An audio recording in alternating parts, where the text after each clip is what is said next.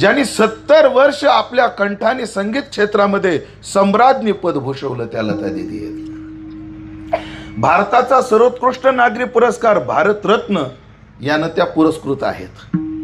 आणि भारतातच नाही, मी असं ऐकून आहे की जगातल्या अनेक देशातून त्यांना त्या देशातले प्रथम नागरी पुरस्कार त्या देशाने महाराज त्यांना दिलेले आहेत। शाळेमध्ये जेमतेम 6वी 7वी शिकलेल्या, त्यांचं शिक्षण कोल्हापूरला झालं, सुरुवात कोल्हापुरात आहे। हो, थाळनेरला जन्म आहे, कोल्हापुरात त्यांचं वाढणं आहे।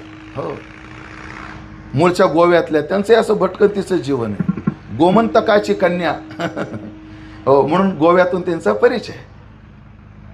तर 7वी 8वी पर्यंत शिक्षण शिकलेल्या, पण जगातल्या 7 ते 8 विद्यापीठांनी त्यांना डॉक्टरेट प्रदान केली। 40,000पेक्षा जास्त गाण्याचं रेकॉर्डिंग, 22 भाषेपेक्षा अधिक भाषेमध्ये त्या गायल्या। एवढंच नाही मंडळी, प्रसिद्धीची कोणती मानांकन त्यांच्याबद्दल सांगू, सगळीच मानांकन। तिन्ही प्रकारच्या, बालकांना सुद्धा मनावर अभिराज्य, तरुणांच्याही मनावर अभिराज्य। इचकदाना विचकदाना ऐकलं की लहान मुलं खुश होतात। हो, त्यानंतर काही रोमांटिक एखादं गाणं दीदी गायलं की तरुणही खुश होतात। दाता तेरे बहुनाम, हो, ज्योती कलश झलके, असं आध्यात्मिक गायल्या। आणि जर वृद्ध आध्यात्मिक असेल तर तोही त्याच्यात काय होतो, खुश होतो। अशा 3 पिढ्यावर अभिराज्य करणाऱ्या। बरं, प्रसिद्धीचं मानांकनातलं एक मानांकन सांगतो। त्यांचा जर वाढदिवस असला, कोणाचा, लता दीदींचा, आणि जर पंतप्रधान परदेशात असले तर ते परदेशातून फोन करून त्यांना वाढदिवसाच्या शुभेच्छा देत होते।